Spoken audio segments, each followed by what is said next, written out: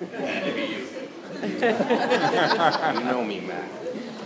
My life started here, and 50 years later, I'm here. So life does work in a full circle.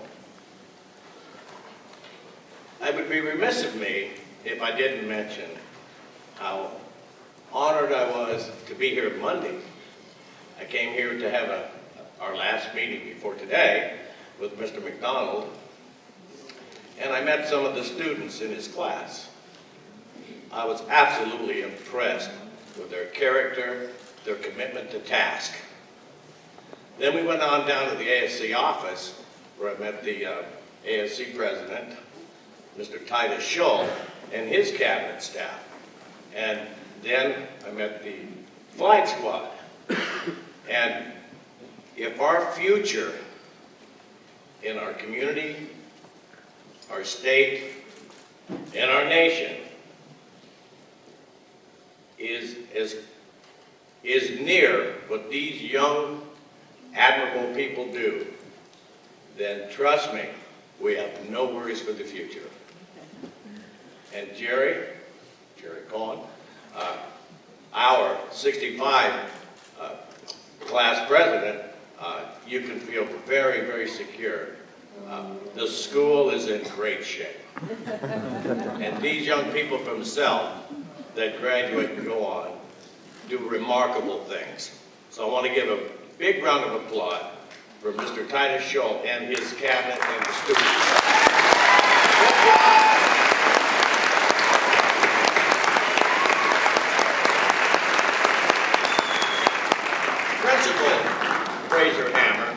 Faculty, Mr. McDonald, ladies and gentlemen, students, families that are here of our fallen,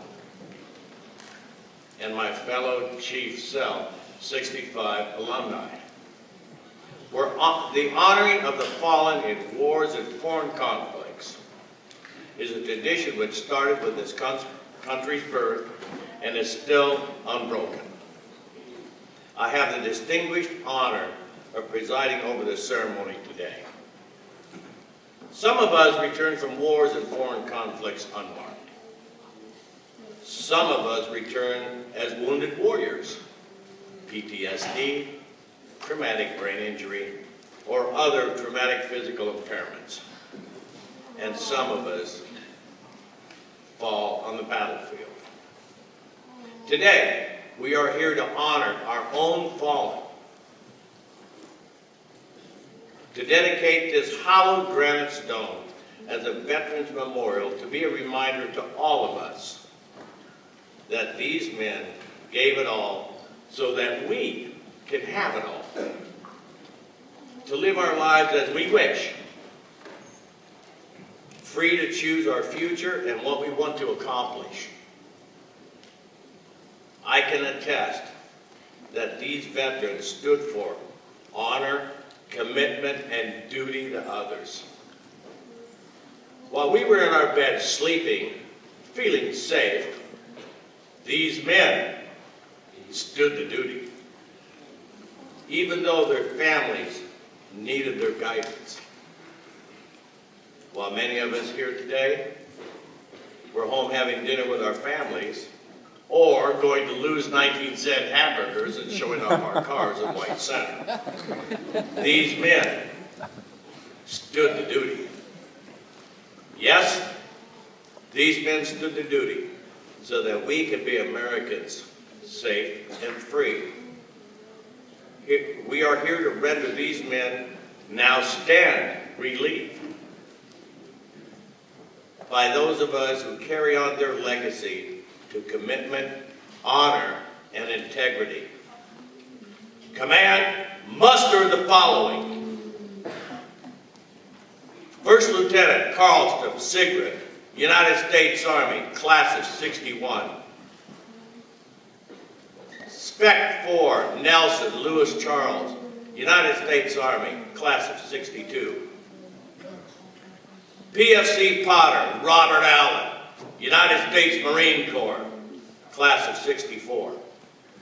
Sergeant Albanese, Luigi Frank, United States Army, class of 65. Sergeant Foster Thomas Richard, United States Army, class of 65. Corporal Harding Thomas Ford, United States Marine Corps, class of 65. Corporal Croft Richard Otis, United States Marine Corps, class of 65. PFC Cheney Norman J., United States Marine Corps, class of 66. Sergeant DeGraff Dick, United States Army, class of 66. Private First Class Laritza David Wayne, United States Army, class of 66. Warrant Officer First Rowan John Vernon, United States Army, class of 66. Lance Corporal Nomar Mark Allen, United States Marine Corps, class of 67. Sergeant Douglas Donald David, United States Army, class of 68. Private Reiser Clarence Irwin, United States Army, class of 68. Sergeant Melvin Tracy, United States Army, class of 95. Newlove Jared, Petty Officer Second Class, United States Navy, class of 2003. Men, you now stand relieved.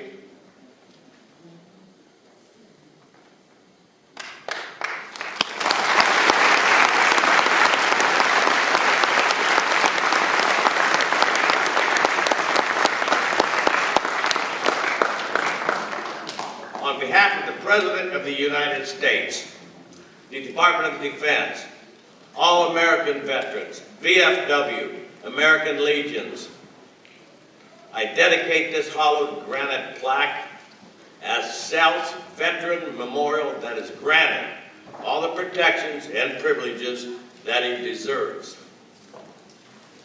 These men offer the best that America has to offer. Each one of these men lived by a personal code of conduct where dedication to duty and taking care of others is sacred. They stand as testimony to dedication to duty which reflects great credit upon themselves, their country, and their families in the highest tradition of the United States of America. This chosen standard can be seen in all of us. As recent as November 12th, President Obama placed the Medal of Honor on U.S. Army Captain Florent Groberg, 32-year-old man from Maryland, who in August of 2012 tackled a suicide bomber which detonated right underneath him. The blast killed 4 of his men as he took the brunt of the blast. During the White House ceremony, he articulated, "I made a promise to myself that I would live my life to the best of my ability. I no longer live for myself, but I live for these guys as well." He went on to say, "This is not about me. I'm here talking to you. I'm here breathing. I'm here and able to watch football on Sunday. But they're not, and their families live with that. I want to honor them. When I look at the names on this granite stone, as a Vietnam vet myself, and a now recently retired active merchant officer, many of them I personally know. I hope that I am dedicating my life and profession to honor, commitment, and duty to others, which makes them proud. My hope for all of you students is that you work hard to be the best that you can be, not only for yourself, but for your parents, for your teachers, and for your fellow students. My question to you is, what is your hope for yourself and your future? God bless America, the land of the free, because of the brave.